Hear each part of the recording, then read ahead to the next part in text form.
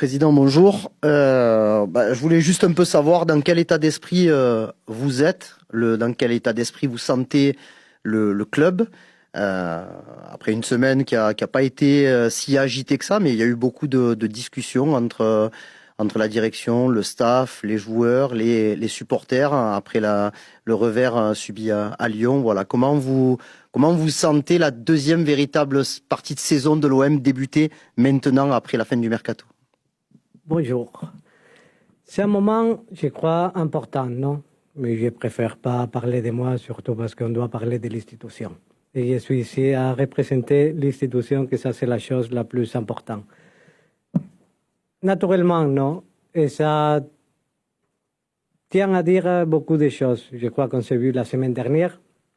Ce qu'on s'avait dit, c'était un message fort, spécialement sur la mentalité et l'engagement qu'on a parlé.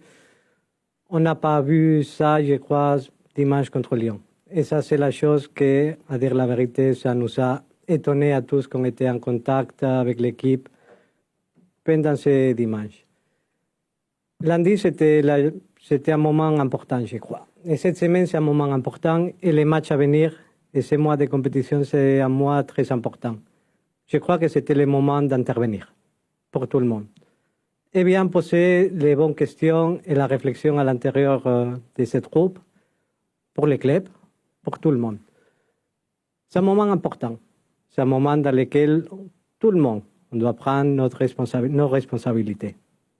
Mais on doit envoyer aussi le message important dans ce moment, que c'est un message numéro 1 d'unité. Numéro 2, de donner quelque chose en plus. Donner quelque chose en plus tout le monde, dans lequel je suis le premier concerné, et je le demande aussi à tout le monde. Je crois que c'est le message important à faire passer dans ce moment.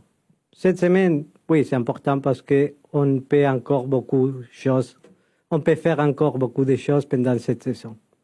Je suis convaincu, à dire la vérité. Mais il faut que maintenant tout le monde, on va vers la même direction. Il faut que tout le monde on a un niveau de conscience de la responsabilité que signifie être dans cette institution, dans cette club. Ça, c'est quelque chose d'important. Si tout le monde en est conscient, je crois qu'on a de vraies possibilités. C'est ça le message à faire passer, c'est ça l'état d'esprit. C'est un message de détermination, c'est un message de maintenant prendre notre destin dans la main et chercher tout le monde de faire des choses importantes pour ce club, parce que c'est important. Et c'est le moment, et j'espère, de donner un coup dur pendant cette saison et de chercher avec l'implication, avec l'engagement, avec la mentalité. On doit beaucoup améliorer la mentalité. Et après, je crois que les résultats ils vont suivre parce que j'ai confiance dans cette groupe, j'ai confiance au coach, j'ai confiance à tout le monde. Mais c'est le moment dans lequel tout le monde, on doit chercher de donner plus. Et ça, c'est le message de cette semaine. Fabrice. Pablo, bonjour. Est-ce que, au cours de cette fameuse réunion de lundi, est-ce que dans ton discours, dans tout ce que tu as pu dire, notamment dans l'implication, l'engagement, est-ce que tu as senti que cette fois, les joueurs étaient vraiment réceptifs? Est-ce que tu penses qu'ils ont vraiment compris ton message? C'est une bonne question, non? Mais je ne crois pas aux paroles. C'est la vérité dans la vie. Il faut croire toujours à des actions, des conséquences et surtout au niveau de la réaction qu'on peut tous espérer. J'aime pas dire tout ce que se passe à l'intérieur d'une réunion, que je crois que sont des choses de vestiaire. L'initiative, c'était à convoquer tous les gens qui étaient en contact au quotidien avec les joueurs. Ça, c'est quelque chose d'important parce qu'on est tous dans le même bateau. Et on est tous vers la même direction. Et on doit tout le monde maintenant chercher de porter les bateaux dans la meilleure situation possible dans un moment très important. Ça, c'est la question clé. Après la réaction, oui, je crois que les joueurs, ils sont de l'orgueil, ils sont de l'amour propre. Et je crois et j'espère qu'on va avoir des réactions. Je ne crois, et je répète, je ne crois pas aux paroles, je crois plutôt à des actions qu'on va suivre pendant les prochaines semaines. Jade. Bonjour Président, le marché turc est encore ouvert pendant 2 jours. Est-ce qu'on peut avoir encore du mouvement, notamment pour le cas de Pape Gueye? Et j'aurais une petite deuxième question. Il y a des marchés qui sont ouverts encore, Mais à dire la vérité, on n'a pas reçu aucune proposition du marché turc sur Pape.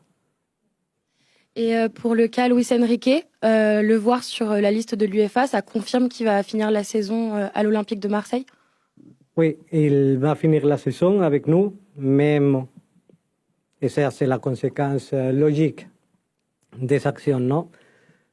Parce qu'il nous a donné des satisfactions. On a beaucoup apprécié l'état d'esprit, comme on a dit la semaine dernière, dans lequel il est venu. Je crois qu'avec une bonne mentalité, il s'est beaucoup agrandi la saison dernière, le temps de près l'an et demi à Botafogo. Je crois qu'on s'est retrouvé un joueur beaucoup plus mature. La carrière des joueurs, c'est parfois compliqué.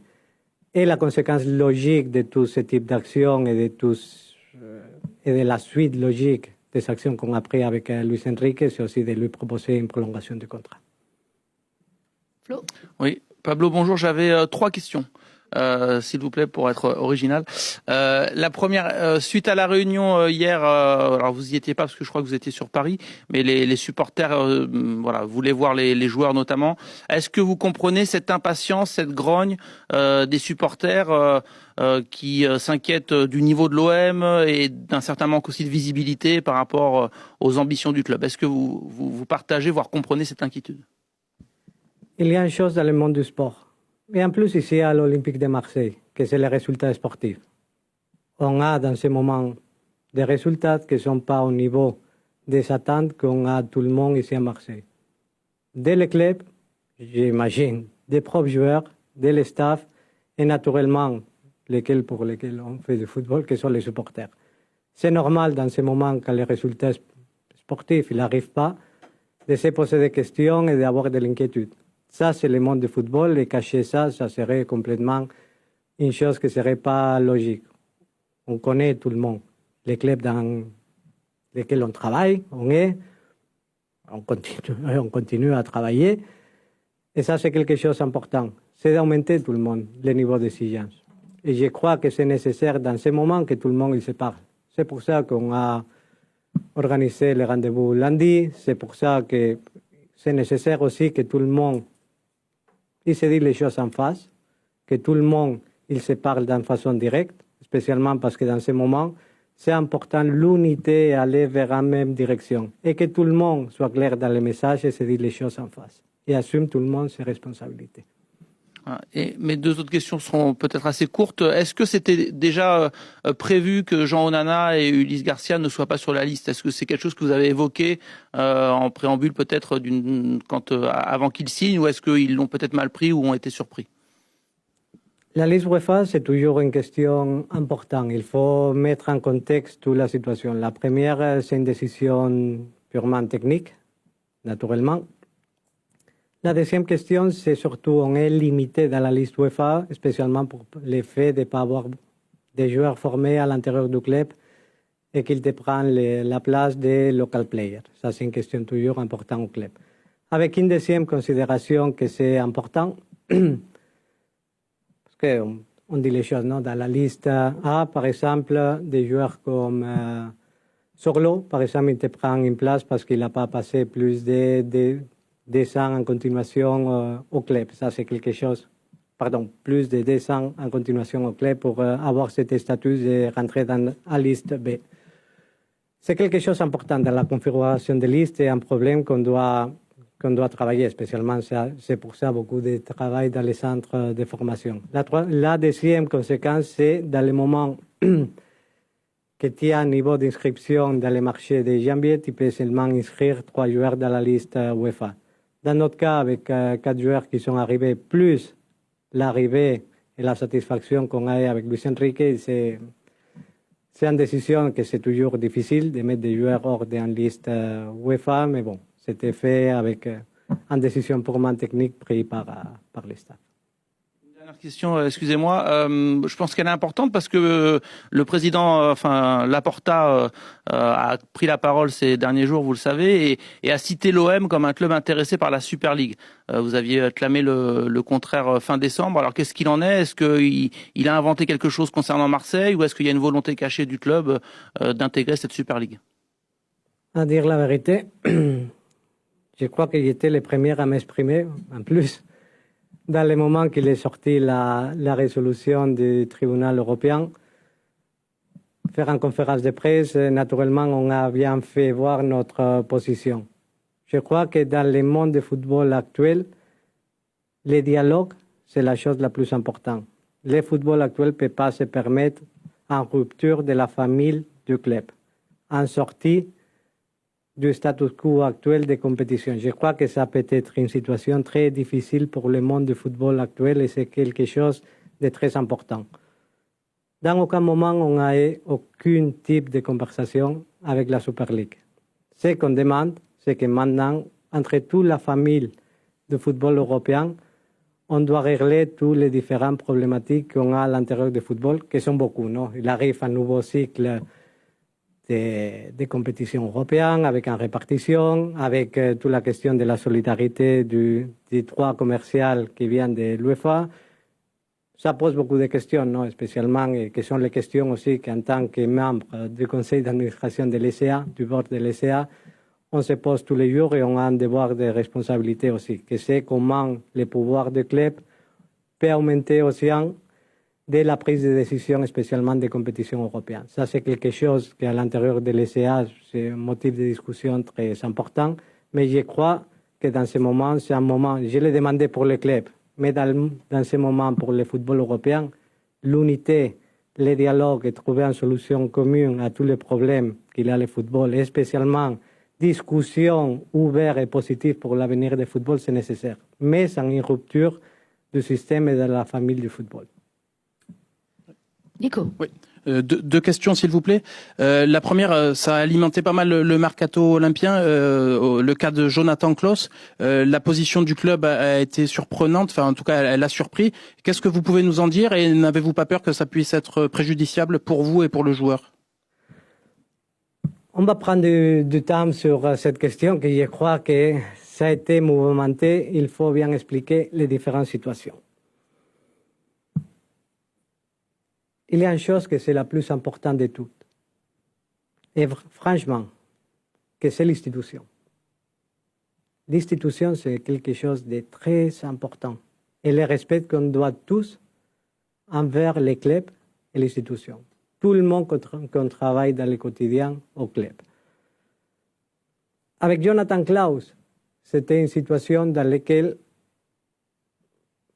et je vais être clair dans ces choses, spécialement parce qu'on s'est parlé cette semaine, il n'y a aucun type de problème et tout le contraire. Je crois que toute la situation de la semaine dernière, ça a eu un impact sur Jonathan, que c'est positif. Spécialement parce que si on voit le niveau des entraînements qu'il a fait pendant cette semaine, maintenant je tiens à lui féliciter pour le niveau d'engagement et on espère qu'il va nous donner cette continuité dans ce moment.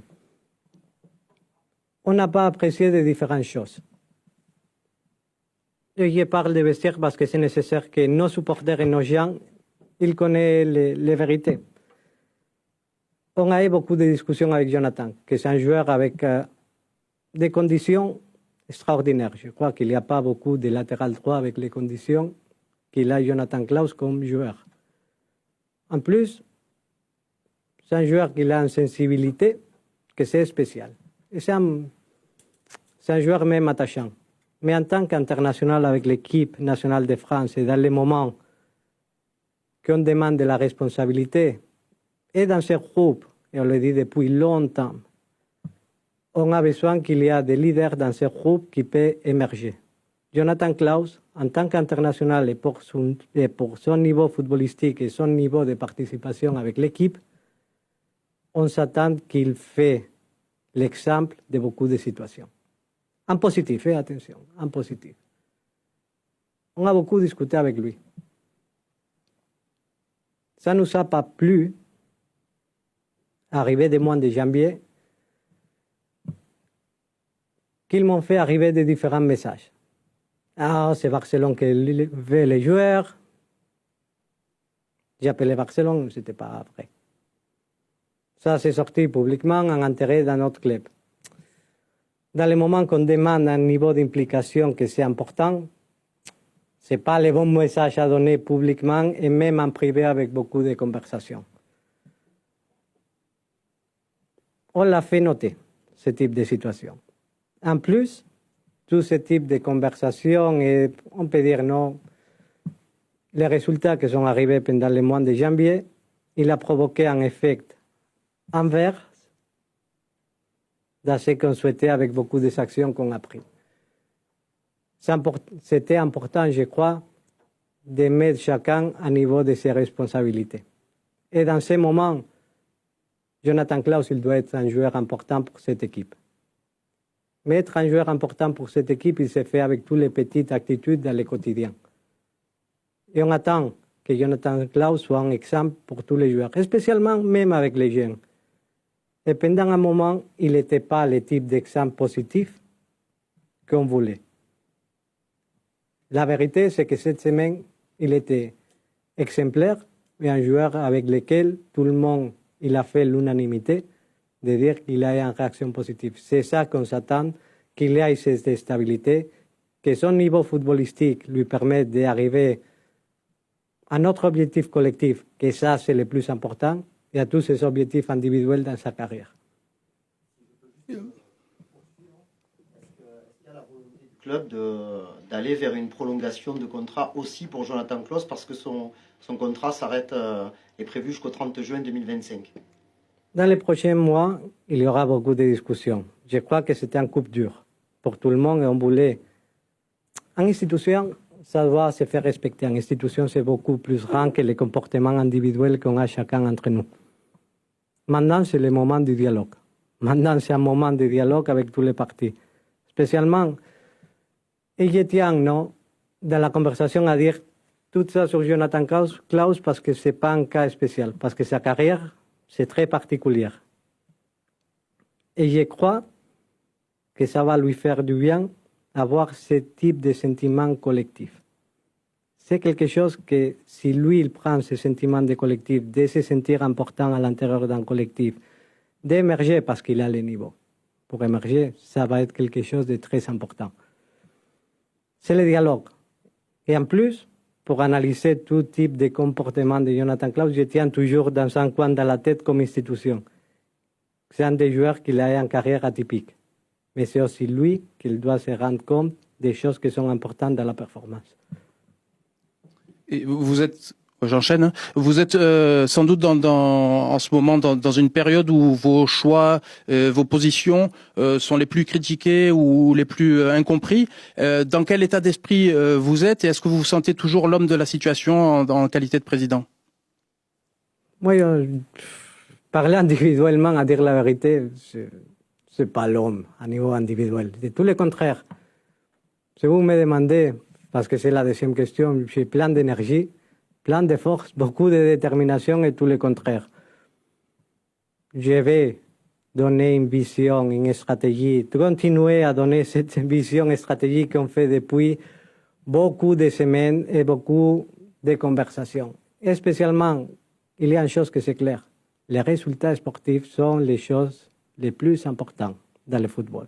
S'il n'y a pas de résultats, oui, c'est normal que tout le monde il est remis en question. Même toute l'analyse, si je peux me permettre à niveau personnel, c'est aussi de bien faire tous les jours, non? Quelles sont les choses positives qu'il y a, quelles sont les choses négatives, quelles sont les choses qui peuvent améliorer. Je crois que la vie, pas seulement dans le football, c'est une question de se réveiller tous les jours, chercher de penser, chercher d'analyser les choses positives, les choses négatives. En plus, quand les résultats n'arrivent pas.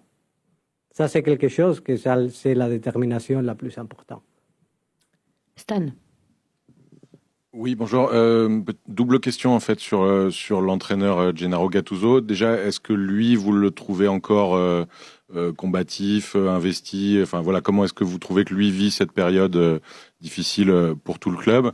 Et par ailleurs, il a dit plusieurs fois ces derniers temps qu'il trouvait que les résultats de l'OM se jouaient sur des petits détails depuis un moment. Est-ce que vous partagez ce point de vue ou est-ce que vous pensez qu'il y a peut-être un peu plus que des petits détails? Les petits détails font les résultats. Non, je crois que ça, c'est quelque chose que c'est évident. Et le contrôle des petits détails, ça, c'est la chose que ça nous manque. Et l'autre jour, non, dans la conférence de presse du coach, il était très bien. Pour moi, ce n'est pas un manque de professionnalisme. Non, je ne le considère pas. Pour moi, c'est un manque de mentalité. Et c'est la mentalité gagnante qui te donne ce contrôle des petits détails et que tu te sens fort dans les petits détails. Pour moi, c'est ça qui nous manque. J'ai beaucoup de confiance en Gennaro. Je le vois avec beaucoup d'énergie, beaucoup de détermination. Aujourd'hui, j'ai pu regarder l'entraînement, j'ai vu une personne pleine d'énergie, pleine de force, pleine de détermination et avec un message fort. Je crois fièrement qu'il est la personne opportune dans ce moment. C'est une personne avec laquelle je donne toute ma confiance dans ce moment, absolument. Et spécialement parce que je vois comment il cherche de trouver des solutions et je considère aussi, et je suis de son avis, le contrôle de tous ces petits détails, augmenter notre mentalité, notre agressivité, et spécialement le niveau d'engagement de tous nous, qu'on donne quelque chose en plus, ça va nous porter des résultats. Karim. Président, on parle régulièrement de la formation à l'Olympique de Marseille. Il y a eu un résultat très important ce week-end avec la qualification des minots marseillais pour la suite de la Coupe Gambardella avec une qualification face au PSG. L'année dernière, il y a eu le titre de champion de France des U17. Les U19 avaient déjà fait une très belle saison. Est-ce que on peut commencer à espérer vraiment avoir une vraie belle génération dont l'OM au sens large du terme va pouvoir recueillir les fruits?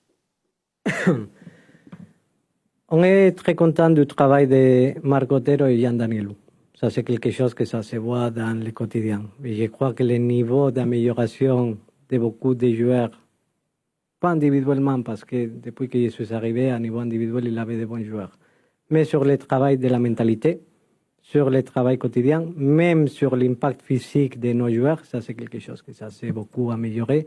J'ai vu des améliorations importantes. La vérité, c'est qu'on a une génération 2006, une génération 2007, que c'est de bon niveau. À niveau individuel, mais surtout, on voit un type de jeu collectif et une amélioration des concepts collectifs dans toutes ces équipes que c'est important. Pour ça que je reste positif. C'est vrai une chose que maintenant, c'est une des choses dans lesquelles on doit beaucoup travailler, que c'est l'amélioration de toutes les infrastructures qu'on a maintenant au club. Ça c'est le pas suivant. Pour les centres de formation, ça c'est quelque chose de très important dans lequel on a déjà commencé à voir comment on peut donner au maximum, spécialement parce que les générations qui arrivent, je commence à considérer qu'elles sont fortes, qu'elles sont importantes et que le travail dans le quotidien, il va donner des fruits. Avis. Président, tu as parlé de détermination au niveau de Gattuso, ça on en est sûr. Mais est-ce que les joueurs ont reçu ton message et celui de Gattuso? Et est-ce ils seront déterminés? Parce que comment faire pour qu'ils soient plus grinta comme l'est notre coach? Je crois que ça dépend surtout de beaucoup ici des comportements individuels qui créent un collectif. Ce qu'on s'attend, c'est un message qu'on a fait passer et je crois que c'est une des choses importantes, que c'est que les véritables joueurs qui sont en leadership en eux-mêmes importants peuvent la faire voir à l'intérieur du groupe. C'est une chose positive que c'est la conversation entre les propres joueurs et que les propres joueurs, ils reconnaissent qu'ils sont les vrais leaders à l'intérieur d'un club. Dans le moment qu'il y a des changements avec des joueurs qui sont passés beaucoup de temps à l'intérieur d'un club ou des joueurs qui sont pris en position forte à l'intérieur d'un groupe, que c'est important, il y a toujours une période dans laquelle on peut dire que les cartes se redistribuent. Je ne sais pas si je me fais comprendre. Et c'est là-bas où le comportement individuel d'un groupe, il doit émerger. Ça, c'est un des motifs aussi de la conversation. Parce qu'on a des joueurs qui, à l'intérieur d'eux, sont des leaders.